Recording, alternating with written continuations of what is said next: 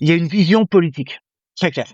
À la base, il y a des ministres qui disent, voilà, nous, on veut faire du tourisme de masse, comme en Thaïlande. Et derrière, ils mettent les moyens. Et en disant que les groupes armés terroristes sont dans l'ensemble de l'Afrique de l'Ouest, incluant le Sénégal, du jour au lendemain, c'est moins 50% des réservations dans les hôtels. Le Maroc est en train d'exploser dans tous les domaines, et notamment touristique. Là, ils vont avoir la Coupe du Monde en 2030. Je crois que c'est 10 milliards de dollars qui va être investi dans le développement du parc hôtelier. C'est énorme.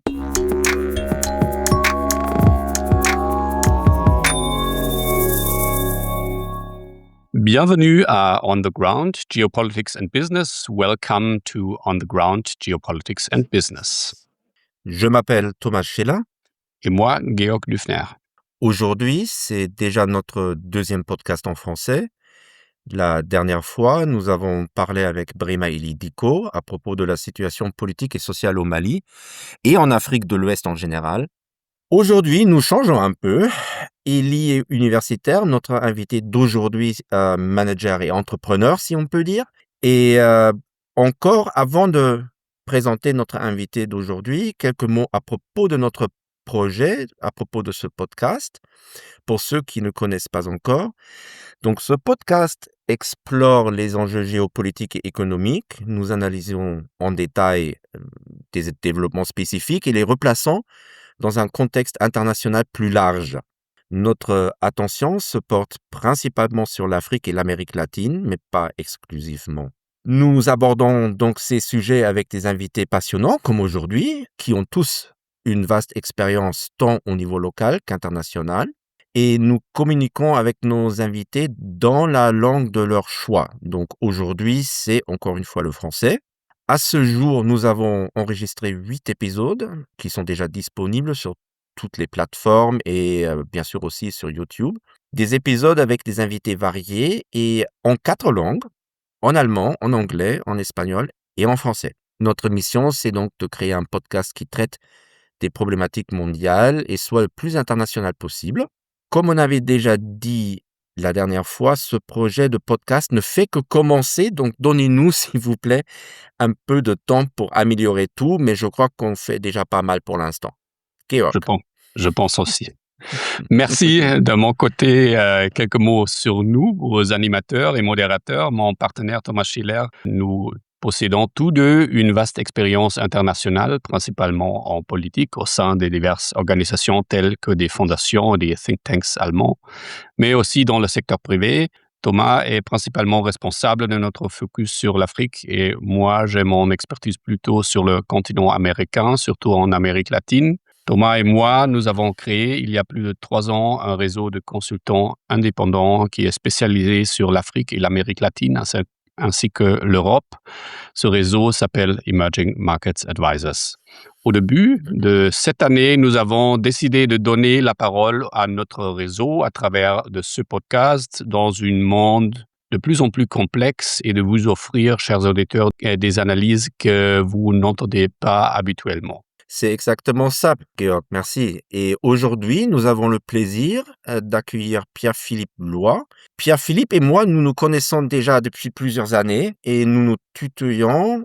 Pierre-Philippe, est-ce que tu es d'accord avec ça, qu'on se tutoie aujourd'hui aussi? Avec grand plaisir. Merci.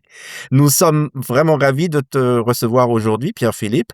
Et oui, bienvenue. Merci à vous de me donner la chance de partager et surtout nos diverses expériences.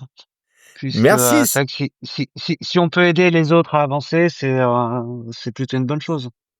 Merci beaucoup. C'est ça l'idée.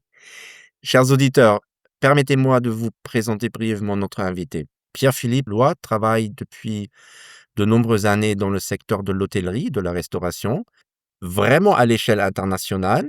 Il a dirigé des hôtels et des restaurants à Abidjan, en Côte d'Ivoire, à Bamako, au Mali, à Dakar, au Sénégal, ainsi qu'en Guyane française, par exemple à Cayenne ou à Maroni. Il a donc travaillé dans des environnements où l'exigence opérationnelle et surtout l'adaptation au contexte social et culturel est essentielle. Cela me rappelle d'ailleurs nos épisodes dans ce podcast avec Eli Diko, mais aussi avec Alexander Goebel. un épisode qu'on a enregistré en allemand, qui ont traité aussi un petit peu ce contexte social et culturel et l'importance de ce contexte. Pierre-Philippe connaît l'Afrique depuis son enfance. Tu as grandi à Dakar, la capitale sénégalaise, Pierre-Philippe, où tu as passé également ton baccalauréat. Tu possèdes bien sûr une expérience qui va même même dans une autre région du globe, du monde. Tu as une expérience en Pacifique du Sud, ce qui est rare chez nous dans ce podcast, mais c'est très intéressant. Tu as fait tes premiers pas dans le secteur touristique en Nouvelle-Calédonie. C'est vraiment impressionnant. Et tu as donc exercé des différentes responsabilités de direction et je peux dire tu as pu développer une vision très concrète et pragmatique de la gestion du business dans un contexte multiculturel et c'est ça ce qui nous intéresse aujourd'hui. Et tu as pu développer, si on peut dire, une compréhension des réalités locales. C'est exactement le sujet aujourd'hui de notre podcast. Est-ce que tu es content avec ce CV de toi, Pierre-Philippe, ou tu veux ajouter encore quelque chose? Non, la présentation est succincte et percutante. Merci. Donc ça me convient. Super. C'est apparent que nous manque un peu les colonies allemandes, n'est-ce pas, hein? La présence francophone dans tout le monde, c'est quelque chose qui est largement passé en Allemagne. Moi, comme historien, je peux parler ainsi, mais ok, c'est autre chose, ça. Ok. On partirait sur effectivement d'autres débats qui sont passionnants, mais qui sont pas la thématique, qui sont C'est pas la pas thématique du politiquement jour. correct non plus. Ok. Exactement, et c'est pas la thématique de la journée, Oui, même si oui. ça reste même si c'est des sujets qui sont absolument passionnants en termes politiques, en termes de vision politique, en termes de vision de société. Euh, Mais c'est pas le thème c'est pas le thème du jour. Non, mais pour être sérieux, c'est impressionnant la présence francophone dans tout le monde et le réseau francophone dans tout le monde, c'est vraiment une chose admirable. Je crois on profite de ce que j'appellerais l'intelligence humaine, mais on en a Oui. hérité malheureusement. Enfin, aujourd'hui, on Mmh, en a hérité, mais aujourd'hui, la France n'est absolument plus capable mmh. d'entretenir ce genre de réseau et de le faire intelligemment. Et on en voit les conséquences, notamment en Afrique de l'Ouest. C'est un sujet très intéressant, Pierre-Philippe, oui. C'est Ah, passionnant. C'est absolument passionnant. Oui. Et que quelque part tout est lié. Si j'imagine qu'on va passer sur ces sujets, mais il est extrêmement compliqué aujourd'hui pour des personnes qui veulent s'implanter au Sénégal, en Côte d'Ivoire, au Mhm. Mali. Même si la Côte d'Ivoire c'est un dossier un peu particulier, mais c'est compliqué pour des investisseurs français Ouais. de se mettre en place au Sénégal ou au Mali par Tu, exemple. tu, tu as déjà abordé notre premier thème, mais Ah, non, pardon. mais simplement pour finir notre introduction, oui, Georg, je dois dire qu'il s'agit de notre 9e épisode en tout et du 2e en français. Nous sommes ravis d'accueillir un invité qui fait le tour du monde de manière pratique. Merci beaucoup, Pierre-Philippe, d'être avec nous. Nous enregistrons cet épisode le 5 août 2026. Et en ce moment-là, nous sommes répartis dans différentes régions d'Allemagne et de France, la côte atlantique, la Bade et Bavière. Et on espère que la connexion serait stable. Pardonnez-moi pour mon français. Ah non, non, non, Il ça est, va il très est, bien. il est très bon. Ton français est meilleur que mon allemand, donc c'est très bien. Ok, super. Et aussi beaucoup meilleur que mon espagnol, comme les gens peuvent entendre aussi dans nos podcasts en espagnol où bon, on peut écouter quand même que mon espagnol est largement moins bon que ton français, Georg. C'est l'influence uruguayenne, on peut dire. Uruguayenne? Oui, hein, c'est Oui, compliqué. ouais, mais tu sais que mon espagnol quand je le parle, j'ai pris maintenant un petit peu l'accent du Rio de la Plata, non? Ok, bon, Pierre-Philippe, on passe au premier thème d'aujourd'hui parce que tu l'as déjà abordé en fait. Tu as géré effectivement des hôtels et des restaurants en Afrique de l'Ouest, donc parce que On a commencé déjà avec le sujet de l'Afrique de l'Ouest. Tu as géré des hôtels et des restaurants au Mali, mais aussi à Dakar ou à Abidjan. Et c'était toujours un petit peu, si on peut dire, des endroits qui étaient à la fois fréquentés par les locaux, parfois même par des élites locales, si on peut dire, mais aussi, je me souviens encore, par exemple, au Mali, c'était des endroits aussi où il y avait beaucoup d'expatriés, mais bien sûr aussi des gens qui venaient pour des missions de 10 jours ou quelque chose comme ça. Donc, dis-moi, très simple, c'est quoi le plus grand défi chaque jour que tu as quand tu gères un hôtel, un restaurant à Dakar, à Abidjan, à Bamako? Et bien sûr, défi en pluriel, hein, c'est parce que, on sait que c'est peut-être pas la même chose à Bamako qu'à Dakar. Alors, indépendamment de la typologie des marchés, parce que c'est vrai que tu parlais de Bamako, qui est un marché vraiment spécifique. À l'époque, on y était en tout cas, ce qui n'est plus le cas aujourd'hui avec le départ de Barkhane, avec le départ d'un certain nombre de missions de l'ONU, avec le départ de beaucoup d'ONG. Ce qui fait que la clientèle a beaucoup changé. Mais en fait, les défis, ils sont sur deux fronts. Le premier front, j'ai envie de dire que c'est le front du back-office. Donc tout le côté organisationnel, tout le côté logistique. Parce que accueillir des clients, c'est bien, être en mesure de leur servir quelque chose, c'est mieux. Et donc tout cet aspect logistique est déjà un défi en tant que tel. Trouver de Tu la m'as marchandise. pour t'interrompre, parce que je me souviens encore, on en avait parlé quand on s'est croisés à Bamako, où tu avais dit que à Bamako, par exemple, il n'y avait pas les mêmes structures logistiques que tu connaissais, par exemple, de Dakar et d'Abidjan. C'est Pour une raison très simple, il n'y a pas de port en eau profonde à Bamako. oui, Donc en fait, les marchandises arrivent soit du Sénégal, soit de la Côte d'Ivoire. Donc il y a déjà ce défi logistique. Et après, il y a pas réellement de vraie centrale d'achat au Mali. Enfin, à l'époque, en tout cas, il y en avait pas. Donc c'est vrai que les approvisionnements sont déjà un problème. Ça, c'est le premier défi quand vous vous levez le matin. Après, il y a toute la problématique de la gestion des ressources humaines pour mille raisons. Il y a des côtés très sympas, il y a des côtés un peu plus compliqués à gérer. Et après, parallèle de ce côté back office, il y a le côté front office, c'est-à-dire tout ce qui est visible par le client. Et j'en parlais pas plus tard que hier avec un ami que tu connais bien Thomas.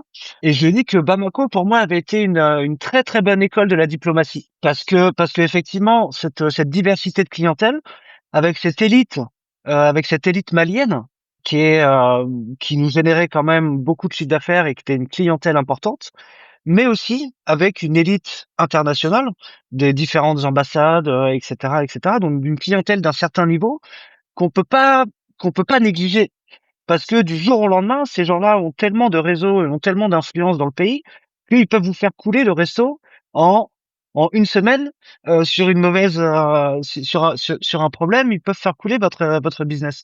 Donc en fait, c'est toujours de de de de ménager, comme ils disent au Sénégal, la chèvre et le chou. On est toujours un peu à marcher sur des œufs. Et donc voilà, pour moi, c'est les deux grands défis avec la distinction donc back office, tout ce qui va être organisation en interne, qui n'est pas visible par la clientèle, et ensuite tout l'aspect relation client justement, qui est extrêmement important en Afrique de l'Ouest. On sait que c'est des gens qui sont des personnes qui sont très tournées vers la relation humaine, et donc ça demande beaucoup d'investissement et beaucoup d'énergie. Parce que finalement, on se dit c'est facile de discuter à droite à gauche, mais ça demande vraiment beaucoup d'énergie, de l'adaptation, de la compréhension. Et voilà, c'est vraiment pour moi les deux grandes lignes directrices, mais qui finalement sont applicables un peu dans tous les pays, je pense. mais de manière très différente, je suppose. Par exemple, comme on avait déjà mentionné, les défis, par exemple, ce que toi tu as appelé le back office, donc le logistique, par exemple, c'est pas la même chose à Bamako qu'à Dakar, je suppose. C'est pas du tout la même chose parce que les structures économiques sont complètement différentes. Mais à la fin du pain, quand on prend un peu de hauteur, c'est toujours les mêmes problématiques. Est-ce que votre livreur de salade qui vous a dit qu'il serait là à 9 heures, est-ce qu'il sera là à 9 heures? Oui. Sachant que vous en avez besoin, pour faire la mise en place pour le service du midi, par exemple. Donc, est-ce que lui va respecter ses engagements d'être ponctuel? On a déjà la réponse quelque part avec on sait qu'il va y avoir des problèmes. Et donc, en fait, toute la particularité, c'est d'anticiper toujours la pire des situations. Comme ça permet d'avoir des d'avoir des issues de secours. Parce que, à midi, quoi qu'il arrive, vos clients, ils arrivent et ils ont besoin d'être servis. Georg, Une- une- tu avais une question, je crois, parce qu'on avait discuté avant. Tu oui, avais oui, une oui. question liée aussi au back-office, je crois, non? Parce que on a parlé de la question du personnel qu'a mentionné Pierre-Philippe Exactement. aussi. Dans notre dernier entretien avec Elie Dico, on avait parlé justement sur la question du personnel. Il est apparu il nous a commenté que les structures de formation font souvent défaut en Afrique de l'Ouest et que aussi, les responsables doivent souvent former eux-mêmes le personnel local au lieu de trouver un personnel déjà formé comme en Europe ou en autre part du monde. Bon, une question que j'aimerais poser, c'est comment peux-tu constituer une équipe lorsqu'il n'y a pas des écoles professionnelles dans l'Afrique de l'Ouest et comment tu peux solutionner ce défi? Alors, ça, c'est une vraie question de fond. Et je vais vous citer deux exemples concrets. Quand j'ai ouvert un restaurant donc à Abidjan, et effectivement, avec mon propriétaire, on était centré sur de la compétence pure. Donc des gens avec de l'expérience qui étaient formés, etc., etc. Je tairai le nom du monsieur qu'on a recruté, mais sur le papier, techniquement, très bon. Sur le terrain, techniquement, très bon. Mais par contre, une personnalité ingérable. Parce que trop sûr de lui, trop sûr de sa compétence. Imbu de lui-même. Donc très compliqué à gérer. En parallèle, à Bamako, on a eu un petit jeune qui est venu parce que il voulait financer ses études.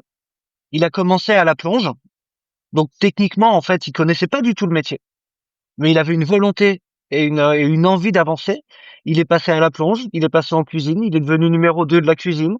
Ensuite, on a senti qu'il pouvait faire autre chose, donc il est passé en salle, il est venu à la caisse, il a fait du bar et donc en fait, il a exploité l'ensemble des postes qui étaient disponibles, pas par compétences techniques, mais par pure volonté de vouloir avancer.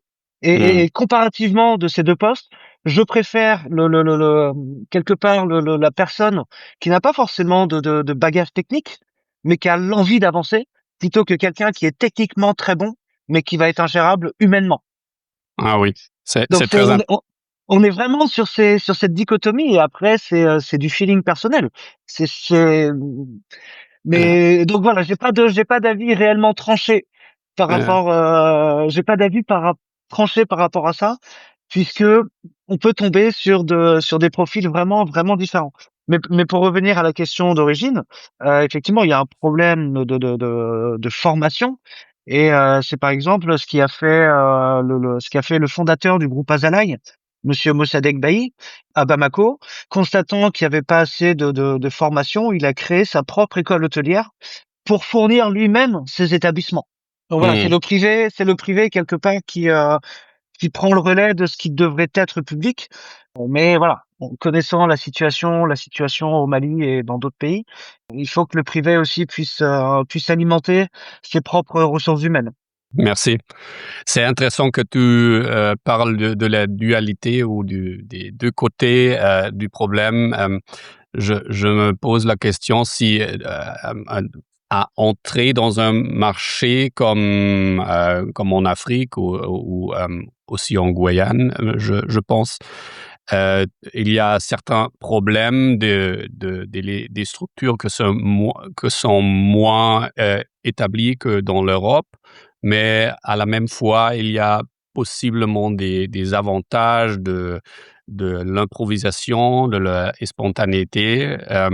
Je pense que ça dépend un peu du caractère de la gérance, n'est-ce pas? Si on préfère la situation européenne ou la situation africaine ou dans ces marchés un peu plus ben, compliqués ou exotiques, j'aimerais pas J'ai- qualifier. Quelle est ton Alors, opinion?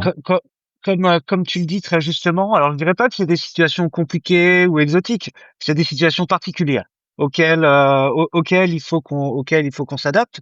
Après, très concrètement, on voit en France qu'il y a en métropole, enfin en hexagone, parce qu'on n'a plus le droit de dire métropole, ça peut être mal jugé par certains.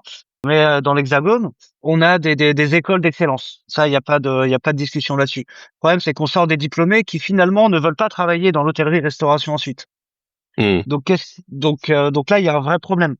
Ensuite, j'ai envie de dire que l'avantage des métiers de la restauration dans un premier temps, l'hôtellerie, c'est une autre problématique qui est aussi intéressante. Mais le travailler dans la restauration, j'ai envie de dire que c'est facile à partir du moment où on a un peu d'intelligence humaine. C'est, je veux dire, et j'ai eu le cas hier, je déjeunais au restaurant avec un ami. Ce qu'on nous a servi n'était pas bon, très clairement. Mais Hmm. par contre, ça nous a été servi avec sourire, avec gentillesse, avec délicatesse, avec de l'attention. Donc, donc finalement, on passe un peu l'éponge sur le côté purement technique, parce que encore une fois, comme je dis souvent, une bonne table, c'est pas ce qu'on a dans l'assiette, c'est les gens qui y a autour de la table. Bien sûr. Donc, Euh, et Thomas, tu vas peut-être pouvoir en juger. On avait eu le cas à Bamako, où effectivement, techniquement, les gens n'étaient pas forcément très bons. Mais quand ils ont compris, enfin ça a pris du temps, mais quand on a réussi à leur faire comprendre que un petit sourire, une gentillesse, ça leur permettait de générer du pourboire, et donc arrondir leur fin de mois de façon significative, la qualité de service a changé. Et ça, C'est il n'y un a pas Hmm. petit besoin de réelle technicité.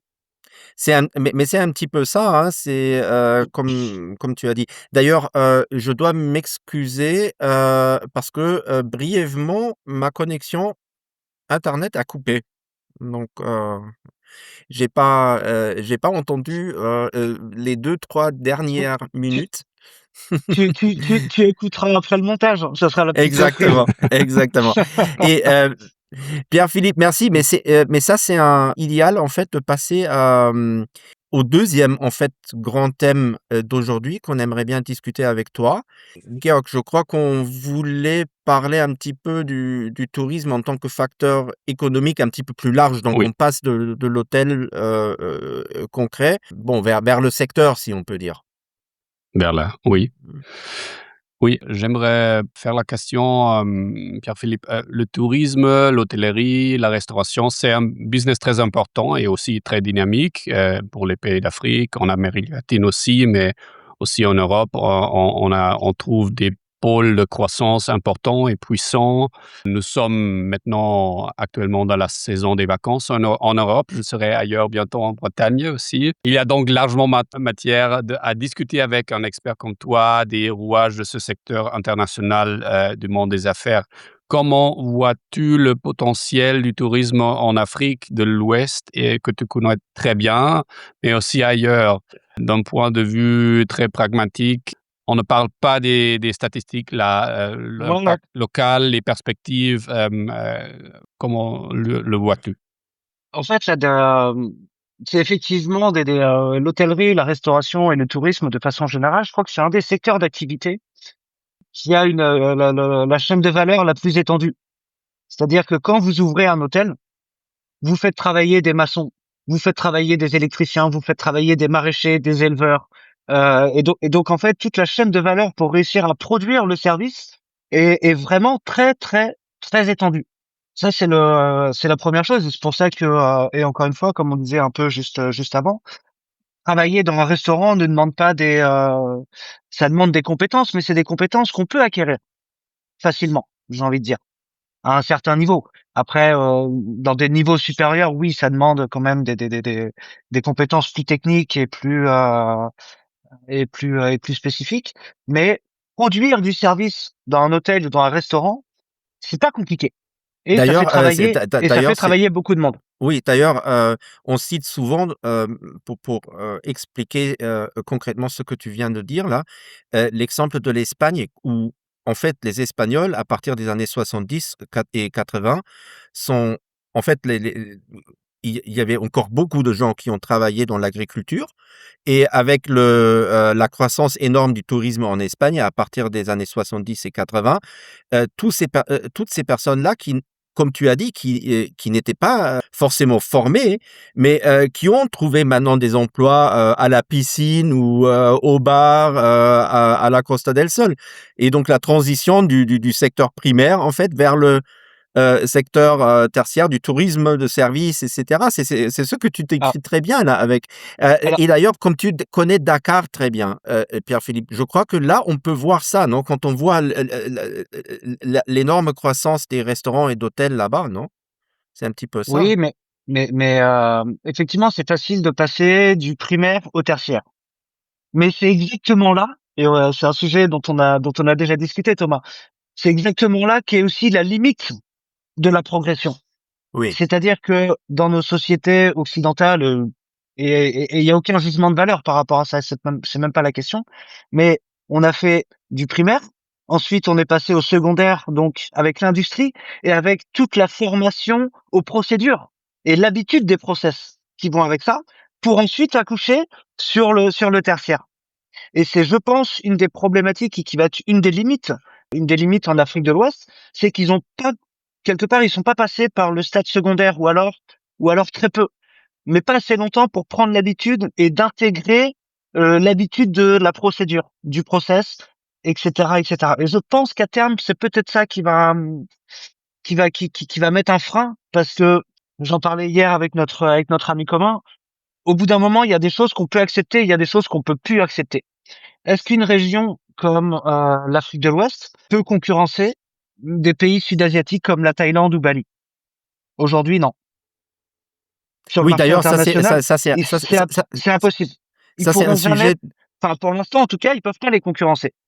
C'est Ça, pas, ça, c'est, ça, c'est ça, pas c'est un possible. sujet très important parce que souvent, ce que beaucoup de gens m'ont dit quand ils étaient en visite, par exemple pour des missions, mettons au Sénégal ou en Côte d'Ivoire ou ailleurs, ils m'ont dit les hôtels sont extrêmement chers et parfois la relation qualité-prix n'est pas vraiment là. J'ai entendu ça énorme par Voilà. beaucoup de Tout, monde. tout, Yang, sans vouloir rentrer dans les statistiques, mais il y a un chiffre qui est extrêmement intéressant. Sur l'ensemble des touristes qui vont au Sénégal, c'était les chiffres de 2023, je crois. Seulement 3% reviennent. Ah, c'est pas énorme, hein. Voilà. Mais en fait, avec ce chiffre, tout est dit. Et comme tu dis, Thomas, c'est oui, les gens y vont. Ah oui, c'est une expérience. On a été dans un village, on a vu comment les gens vivaient un peu, etc. Mais derrière, en termes de rapport qualité-prix, ils retournent pas. Hmm. Et vous voyez, là, je suis en train de travailler. On en parlait, Thomas. Je suis en train de travailler sur un projet pour quelqu'un qui m'a sollicité, qui correspond exactement à notre conversation d'aujourd'hui. Je devais aller à Dakar la semaine prochaine, mais en plein mois d'août, c'est 1 500 € le billet d'avion. Enfin, je veux dire, c'est pas jouable. Oui, Surtout c'est je veux dire, prohibitif, ouais. mais et surtout pour pas avoir de service, parce que vous allez arriver à la douane, les gars, ils vont vous embêter parce que si, parce que ça, etc. Vous allez sortir de l'aéroport, il y a les taxis qui vont vous prendre 40 000 pour aller à Dakar alors que ça vaut que 5 000. Enfin, et donc tout un tas de choses qui font que si vous n'avez pas d'attache personnelle ou d'intérêt vraiment particulier, voilà, vous allez une fois en vacances, mais vous y allez pas deux fois. La Oui, ça prochaine fois, c'est mais ouais. par contre, tu vas aller deux fois en Thaïlande, tu vas aller deux, trois fois à Bali, parce que il y a une offre qui est là et qui est raisonnable. Un billet d'avion pour Bali, c'est 600 €, je crois, quelque chose comme ça. Comment le jeu, quel avantage concurrentiel a le Sénégal, la Côte d'Ivoire? Je parle pas du Mali parce que touristiquement, on peut pas parler de ça encore. Euh, Ils ont quel avantage concurrentiel? Le fait d'être à 6 heures de Paris, Mmh. mais deux fois plus cher surtout, sans qualité de service, sans réelle qualité de service. Hmm. Oui, c'est Enfin, difficile, c'est difficile. et, Quels, quels sont les principaux facteurs des coûts que en ce cas? Pourquoi c'est ainsi la relation des coûts entre l'Asie et l'Afrique de l'Ouest? bah déjà, il y a les taxes aéroportuaires. À Dakar, Et, je sais plus quel est le pourcentage, mais c'est énorme. Sur un billet d'avion, je crois que c'est 50% du prix du billet, c'est de la taxe aéroportuaire.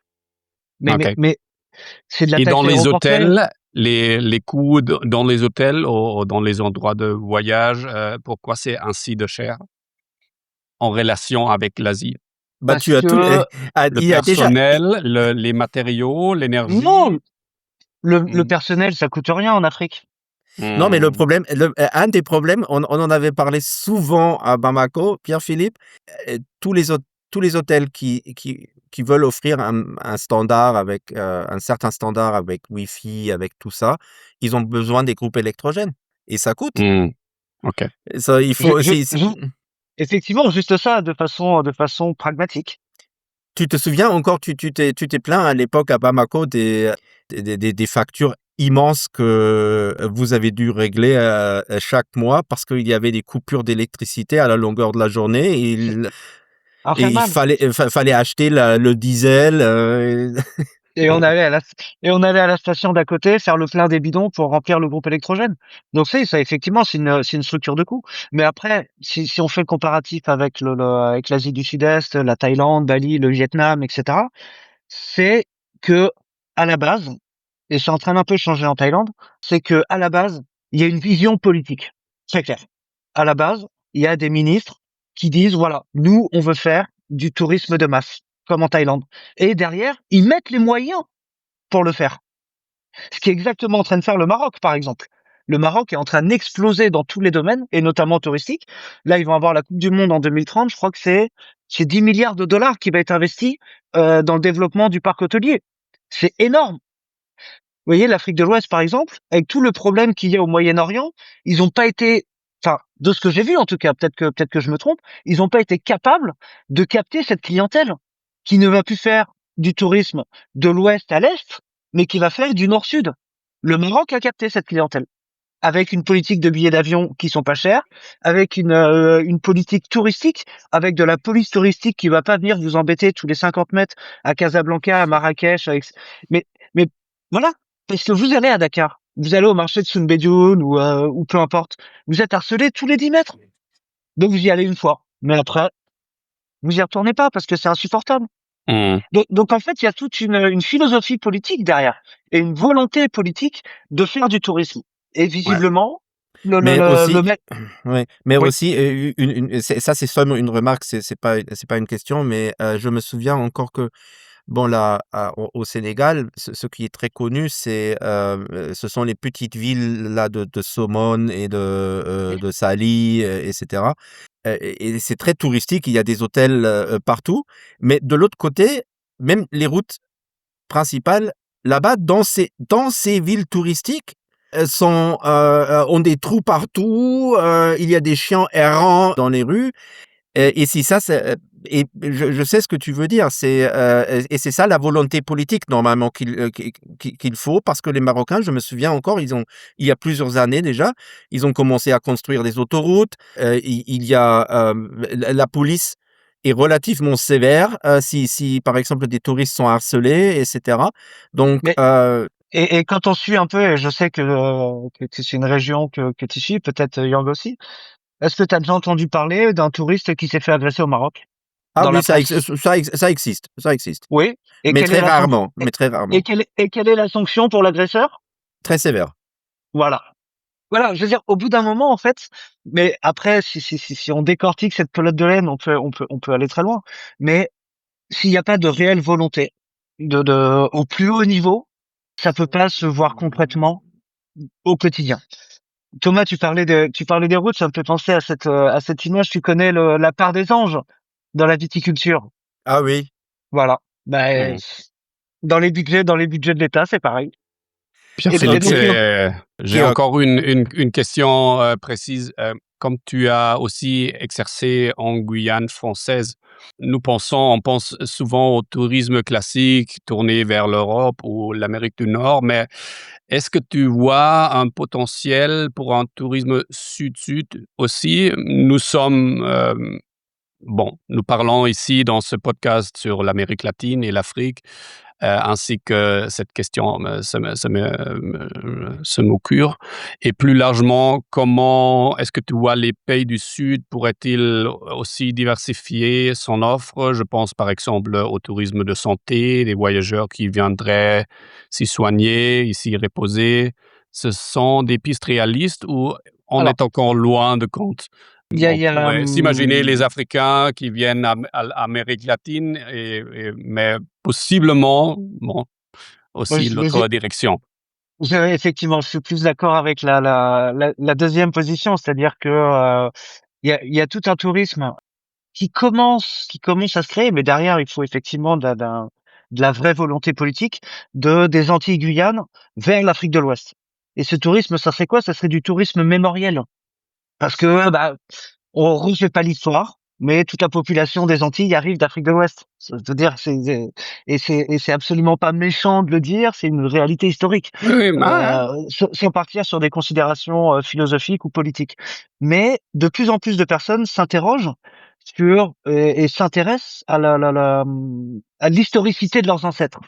ouais. C'est un petit peu Donc, d'ailleurs, c'est très, très intéressant ce que tu dis là parce que j'ai vu ça même. Donc les Américains, par exemple, qui maintenant vont au Ghana, bon, c'est un hmm, pays anglophone, pour en fait, aussi pour ce genre de tourisme mémoriel comme tu dis. Donc les racines en fait de d'où on vient. C'est un petit peu la même chose que d'ailleurs que beaucoup de gens de l'Amérique latine ou de l'Amérique du Nord, ils font en Europe, hein. Si, les Irlandais, ils vont en Irlande, les Italiens, en Italie. C'est un petit peu la même chose. Et tu as raison, c'est peut-être c'est, bah, c'est je, quelque chose d'intéressant. je pense que ça peut être un levier, mais après, la vraie question, comment est-ce que, encore une fois, c'est une question de volonté politique. Est-ce que les décideurs vont réussir à convaincre assez de personnes pour que ça puisse devenir un business rentable? Parce qu'à la fin du fin, c'est ça aussi. Ouais. Et Et aussi faciliter il faut les du volume. ouais et bien sûr et aussi faciliter tout. Par exemple, Georg, je sais pas si tu as des informations à propos de ça, mais, il y a en fait pas énormément de vols entre le continent africain et Non, l'Amérique du Sud, non? Alors, c'est très compliqué. Je pense qu'il y a quelques vols à Afrique du Sud, Oui. de Buenos Aires et aussi de Sao Paulo, mais c'est tout et c'est une fois à la semaine, c'est très peu. alors, Hein. qui est quelque part, qui en est déjà un par semaine, c'est une très bonne chose. Ça Mmh. commence à mettre la dynamique. Là, dernièrement, je crois que c'est Air Côte d'Ivoire qui a réussi à signer des contrats pour faire un Abidjan, Brasilia ou quelque chose comme ça. Ah ça, c'est Il y a intéressant. il y a Royal Air Maroc, par exemple, qui a fait son vol inaugural pour l'ouverture de la Coupe du Monde sur les États-Unis, qui est en train de voir est-ce que il pourrait pas y avoir des liens avec l'Amérique du Sud parce qu'il y a une très grosse diaspora nord-africaine en Amérique du Sud. En Guyane, Ouais, par exemple, il y a énormément de Marocains, de Tunisiens, beaucoup de Ouest-Africains qui auraient tout intérêt à aller jusqu'à Casablanca, prendre l'avion, parce qu'un Casablanca-Cayenne, par exemple, c'est 5 heures de vol. C'est autant qu'un Paris-Dakar.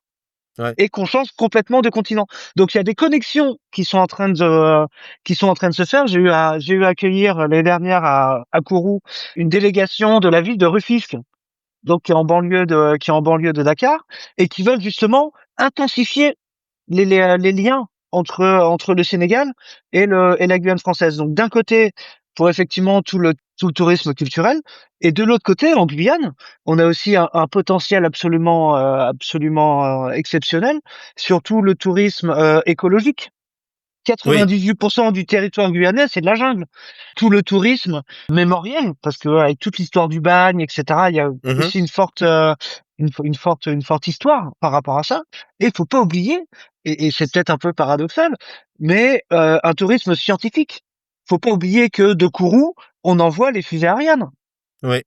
Donc en fait, il y a tout ce mix-là.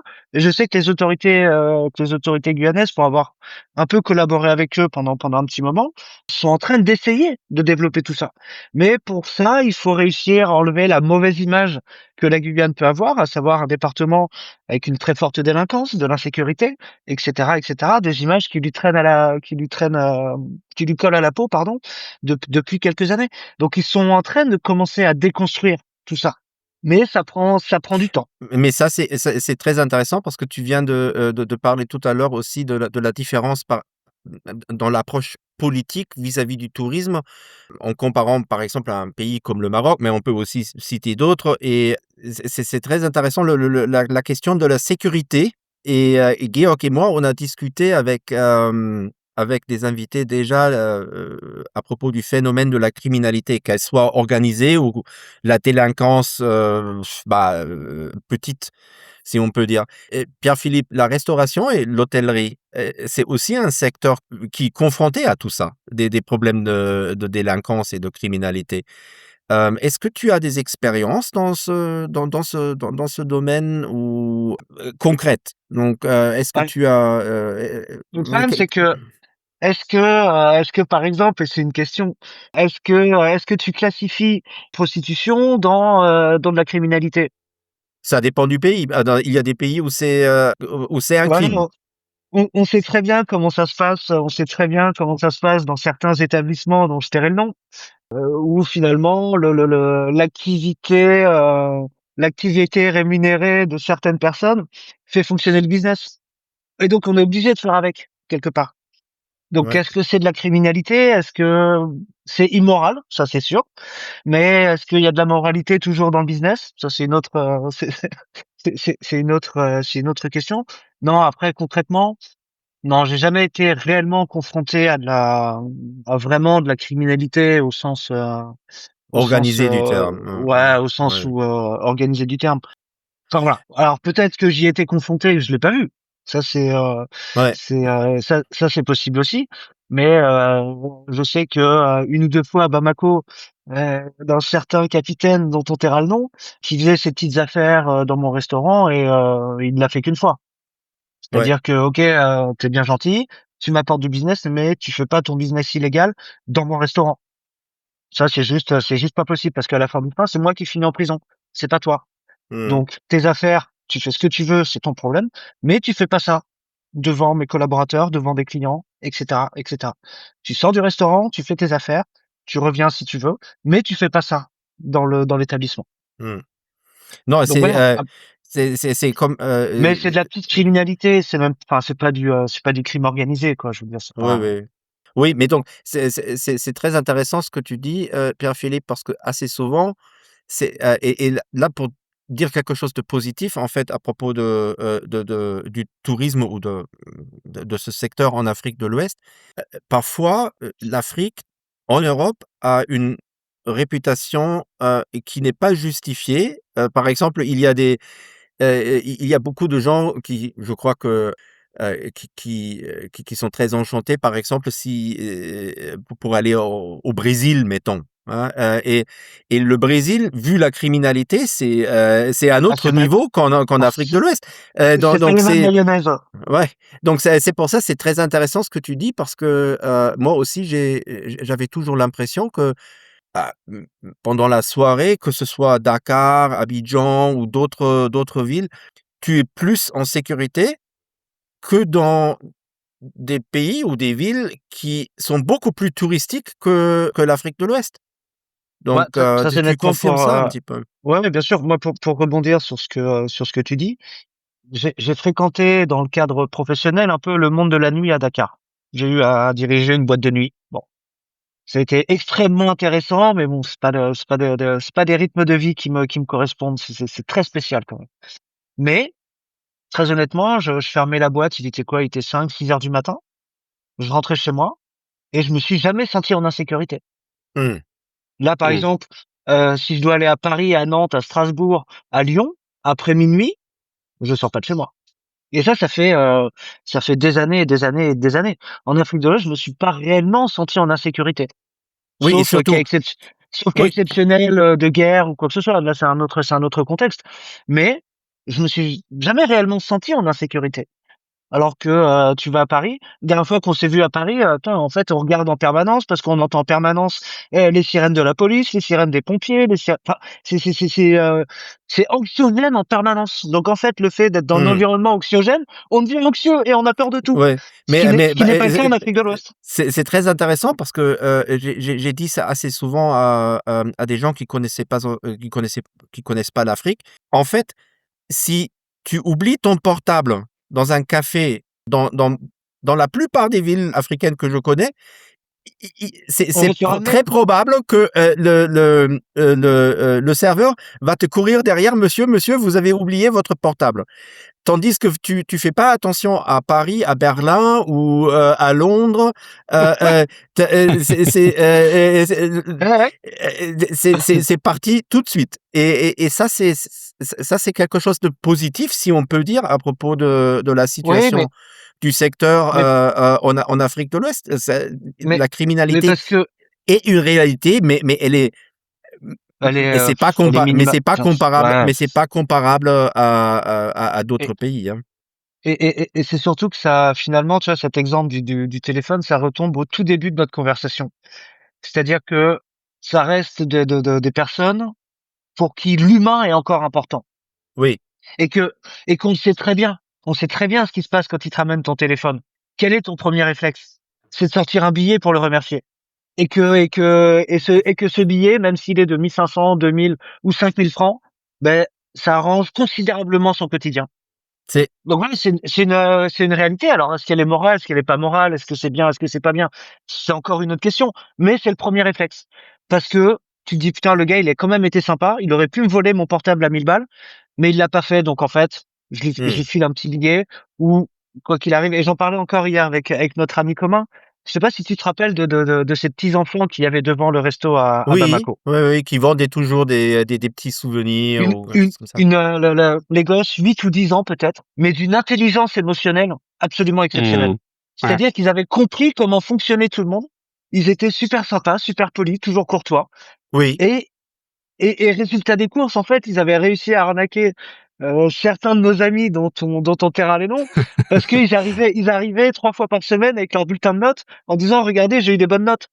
Et donc, en fait, la personne disait, ouais, c'est bien, continue à bien travailler. Et en fait, il lui filait du pognon comme ça, mais quelque part pour l'encourager. Mais derrière, le gosse, il avait déjà tout compris au business. Il avait tout compris.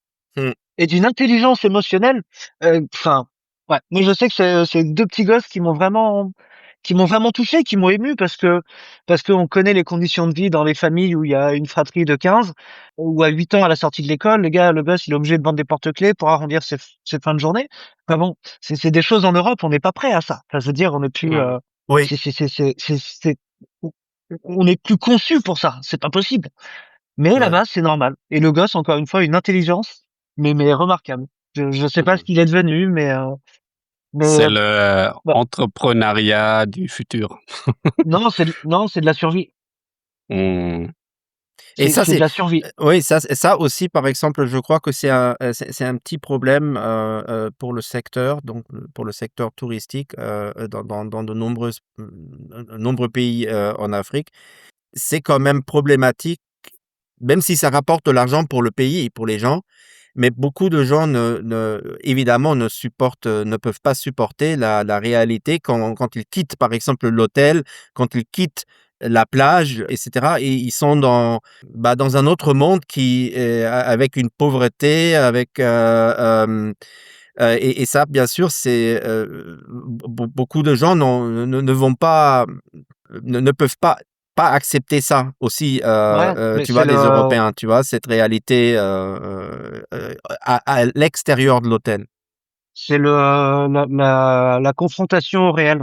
La Oui, misère, on la voit à la télé, on la déplore, etc. Mais par contre, quand il se retrouve dans les situations où la misère, elle est en bas de chez soi, Mmh. c'est pas tout à fait la même réaction. Je vais te donner un exemple tout bête. Je sais pas si je t'en avais déjà parlé, Thomas. Quand j'étais à Bamako, après quelques mois, j'ai loué une maison, oui, mais qui était assez éloignée, qui était en bas du premier pont. oui. Et tous les matins, j'étais confronté vraiment à cette misère sur la route. Et pourtant, le quartier de Badala, c'est pas le quartier le plus pauvre de Bamako. Non. Mais quand même confronté quotidiennement, le matin, le midi, le soir, à cette misère. Et en fait, j'ai fait quoi? J'ai fait 3, 4 mois dans cette maison. Et je me suis dit, je peux pas. Je ne peux plus, en fait. Parce que mentalement, ça me plombait avant même d'arriver au travail. Mmh. Dans la mesure où on sait que fondamentalement, on peut rien faire. On peut rien faire. Mmh. Et quelque part, c'est même pas, on fait ce qu'on peut pour essayer d'aider, mais on peut pas. Fondamentalement, on peut pas. Et donc voilà, j'ai fait 3, 4 mois dans cette maison. Et au bout d'un moment, j'ai dit, je fais non, je vais aller vraiment à côté de l'hôtel parce que je ne pouvais plus être confronté au quotidien à cette situation sur lequel, ben, on peut rien. On peut rien. Enfin, Mmh. moi, à mon échelle, en tout cas, je ne pouvais rien faire. Et c'était insupportable, au bout d'un moment, d'être confronté au quotidien. Alors que je suis un peu aguerri quand même à ce genre de Oui, situation. Mais tu as voilà. grandi en Afrique, tu as grandi en Afrique. Mais, mais ça me plombait le moral en permanence. Mhm. Donc au bout d'un moment, ouais, ok, bon ben Ouais. je vais payer un peu plus cher mon loyer, mais je vais être à côté de l'hôtel où je vais pas être confronté tous les jours à ça. J'ai d'autres choses à penser que d'être confronté en permanence à ça.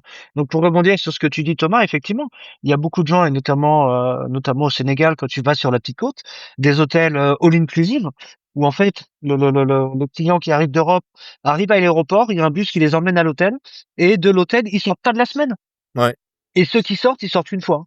Oui, ils Ils font sortent le, une fois et après ils se disent non non c'est bon je ils- reste au bord de la piscine. Mais voilà. oui, Et encore une fois, le taux de retour de 3%, le chiffre ouais, dont on parlait tout à l'heure. ouais, Donc en fait, il y a plein de questions à se poser sur ce 3%. ouais.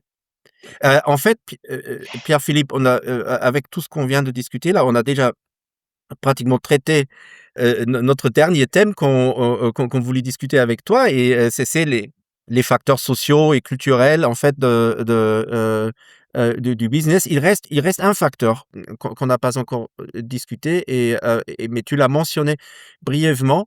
Bien sûr, il y a aussi un impact de la situation politique sur le secteur du tourisme. Donc là, je parle, pour te donner un exemple, tu te souviens encore quand il y avait les manifestations à Dakar avant les élections présidentielles, ou même la route vers l'aéroport a été bloquée. Donc, évidemment, ça a un impact énorme sur le secteur de l'hôtellerie, de la restauration.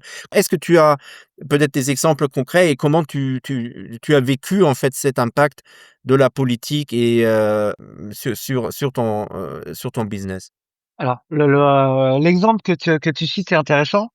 Donc, c'est 2000, enfin, les manifestations à Dakar ont duré 2 ans quand même, hein, Ouais. quasiment. Et j'étais à Dakar lors de l'élection de Bassirou Diomaye Faye et de Ousmane Sonko. Et oui, effectivement, tu as un impact direct à la fois sur ta clientèle qui est déjà à Dakar. Ouais. Donc les gens, bah, ils sortent moins parce qu'ils savent pas trop comment ça va se passer, ils savent pas s'ils vont être dans des bouchons. S'ils sont dans des bouchons, qu'il y a des effets de foule, euh, on sait que ça peut être furtif, on va dire. Ça peut être compliqué en termes d'intégrité physique et de sécurité. Mais quelque part, c'est aussi un message qui est envoyé à l'international.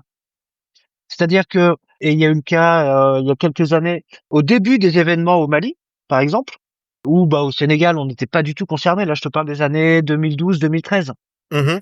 où quand les marchés émetteurs, donc qui sont l'Europe, hein, la France, l'Allemagne, l'Angleterre, l'Italie, l'Espagne, etc. Quand vous voyez au journal de 20 heures que le journaliste ou la personne qui se dit journaliste fait un travail approximatif et en disant que les groupes armés terroristes sont dans l'ensemble de l'Afrique de l'Ouest, incluant le Sénégal, du jour au lendemain, c'est moins 50% des réservations dans les hôtels. Ouais. Et Ça, c'était un cas concret. Moi, je travaillais sur la petite côte à l'époque. Du jour au lendemain, 50% d'annulation. Terminé. Sur une erreur d'appréciation. Parce qu'à l'époque, il n'y avait pas de problème au Sénégal. Même mhm. aujourd'hui, ça entraîne un peu, ça change un peu, ça évolue. Mais à l'époque, il n'y avait pas de problème au Sénégal. Donc en fait, au-delà de la clientèle en interne ou quelque part, quand on vit sur place, on sait comment ça se passe, etc. Donc on a une appréhension des choses qui est un peu différente.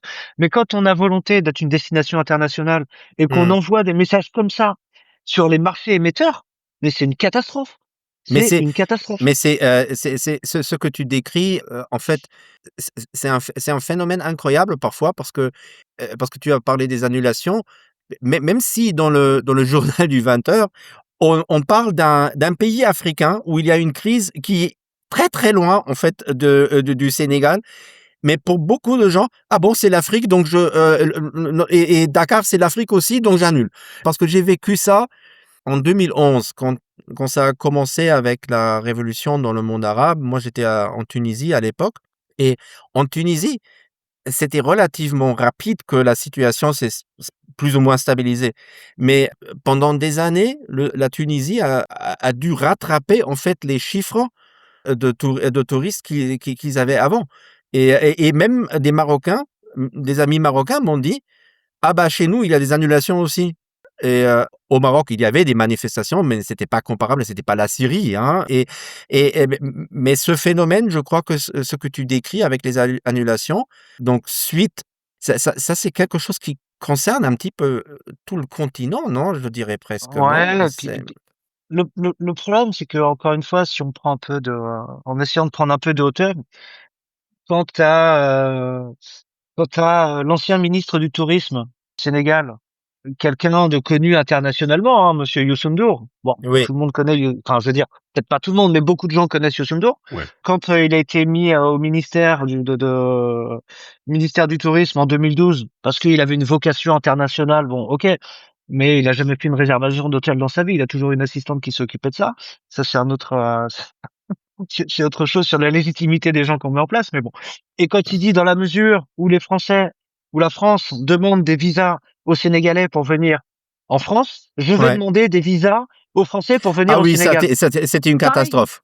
50% d'annulation directe, parce qu'en fait, et ça encore une fois, c'est du, c'est au niveau politique, mais c'est du populisme, et c'est de la mauvaise foi, c'est de la mauvaise volonté. On voyage pas tout à fait pour les mêmes raisons. Non, et en plus, il y a beaucoup d'autres pays africains qui, exactement pour cette raison de réciprocité, demandent des visas aux citoyens de l'Union européenne. Et moi, j'ai souvent dit aux responsables, mais regardez le Maroc. Les Marocains aussi, ils ont besoin d'un visa pour aller dans l'espace Schengen. Mais les Marocains, depuis des décennies, n'ont pas demandé de visa pour les Européens. Résultat, c'est un boom touristique Bah, énorme. Casablanca est devenu une sorte de hub pour l'Afrique de l'Ouest parce que c'est facile de s'y installer, etc. Et c'est vrai ce que tu et, dis. et là où a été pour aller un peu plus profondément dans cette idée, et encore une fois, ça reste une vision, une vision et une volonté politique. C'est-à-dire que, un, on n'a pas besoin de visa pour aller au Maroc. Deux, il y a les accords bilatéraux qui permettent aux retraités de toucher leur retraite française au Maroc. Hmm. Donc en fait, ça incite les gens, ils veulent plus rester en métropole. C'est devenu tellement enfin, excusez-moi de l'expression, c'est devenu tellement le merdier que en fait, ils vont au Maroc. Au Maroc, ils savent qu'ils sont en sécurité, qu'il y a un gars à la tête qui s'appelle Mohamed VI, qui reste un roi, qui sera là encore pendant 20 ans, 30 ans, 40 ans, et que le jour où il sera plus là, il y a Moulay Hassan qui sera là, qui va prendre la relève et qui va continuer la politique de papa et de grand-papa. Donc toute une continuité de Ouais. vision politique qui n'est pas le cas au Sénégal, qui n'est pas le cas en Côte d'Ivoire, parce que bon, faut faire des élections à Hmm. l'occidental pour prendre les subventions internationales. Ouais. Bref, c'est un autre, C'est c'est un un autre autre sujet. sujet. C'est un autre sujet. Mais Mais mais en tout cas, quand on prend le Maroc, ils ont dit voilà, nous on veut du tourisme parce que ces gens-là viennent dépenser de l'argent. oui. Et en venant dépenser de l'argent, pour rebondir à ce qu'on disait un peu précédemment, quand tu ouvres un hôtel ou un restaurant, tu fais vivre 15 corps de métiers différents. Hmm. Et on doit aussi mentionner que possiblement, c'est une question de la volonté politique, comme tu dis, mais aussi une question du marketing touristique. En Amérique Exactement. latine, le marketing touristique, ça remonte à plusieurs décennies, n'est-ce pas? Les pôles touristiques en Amérique latine n'ont pas se développé de peu d'années, mais dans décennies, et c'est un large processus d'établir comment dit-on, das Vertrauen, La confiance. la confiance dans les consommateurs, de voyager à ses parts. Et comme tu Ouais. dis, si la politique change d'une manière très rapide dans cette ambiance, et s'il n'y a pas du Hmm. marketing touristique, c'est un problème. Mais, Mais oui, mais quelque chose me vient juste à l'esprit là, parce on a parlé maintenant souvent de la comparaison l'Afrique du Nord, donc Maroc, et cetera, et l'Afrique de l'Ouest.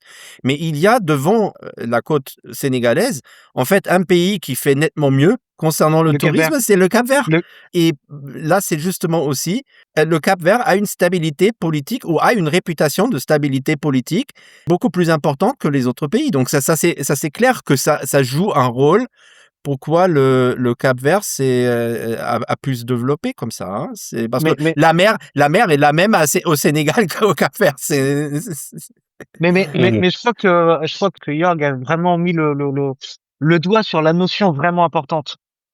Et Thomas, ça va te rappeler quelque chose.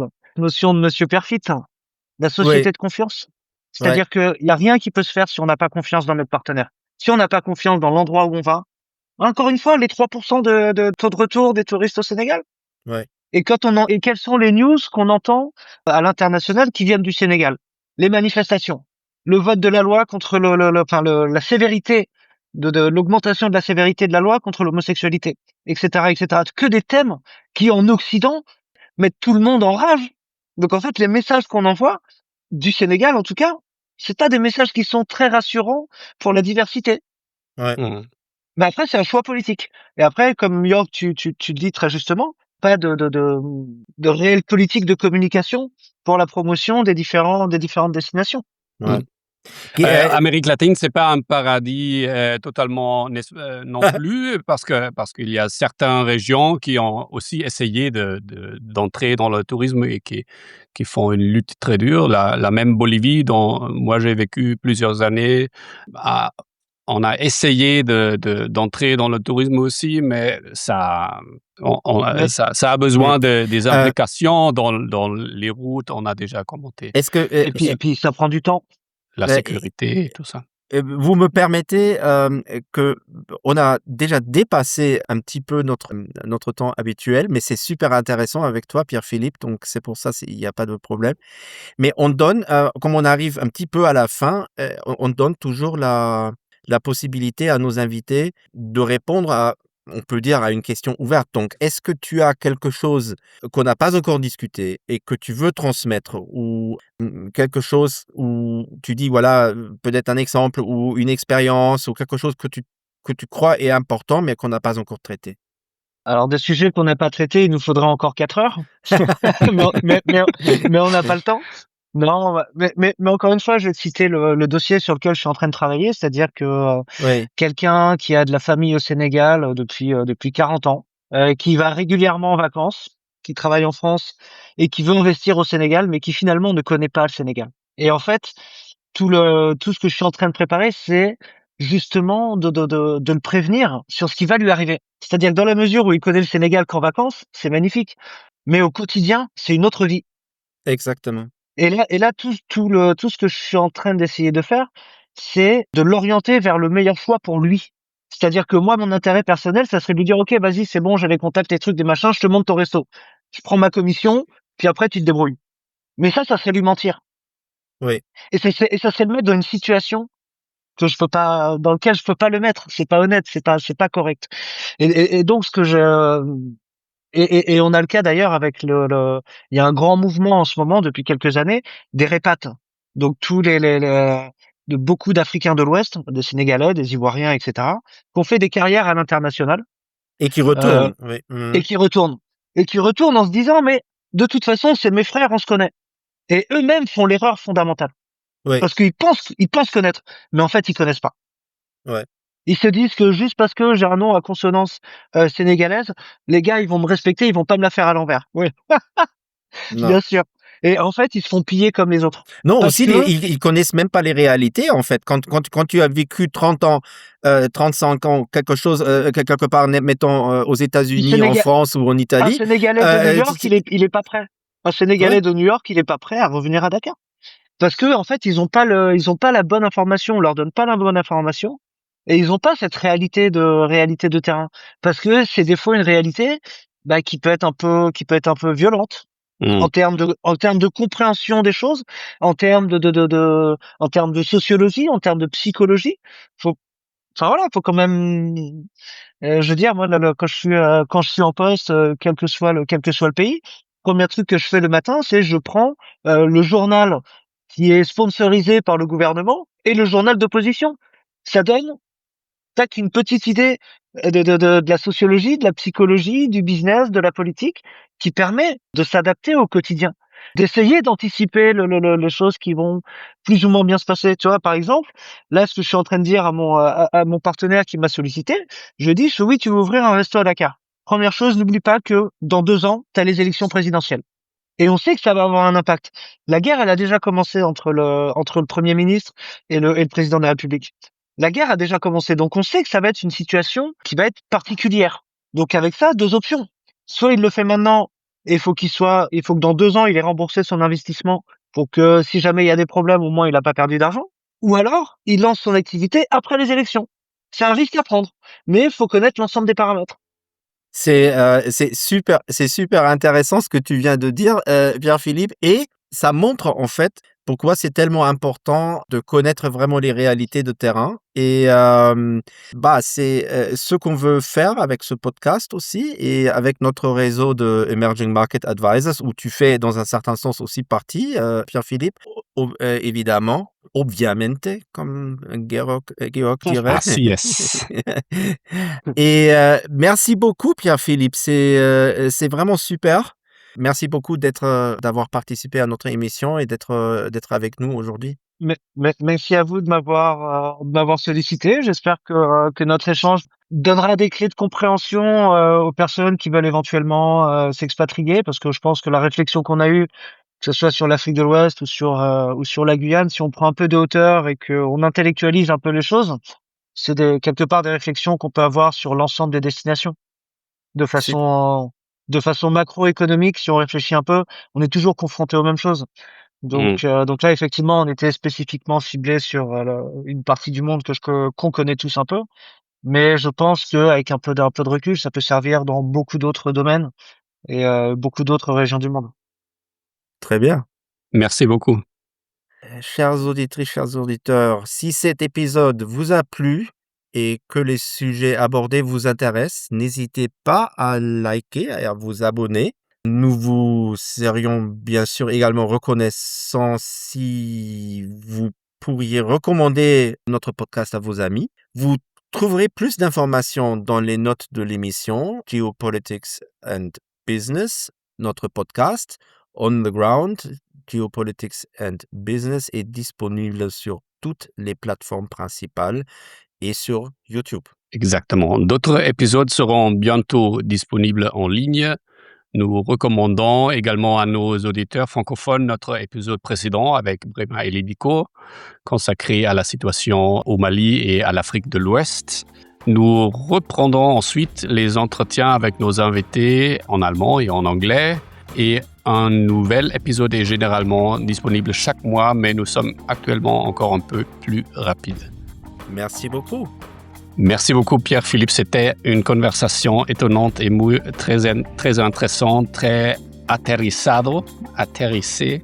Je ne sais pas si ça se peut dire en français. Merci beaucoup. Merci à vous, messieurs. Merci.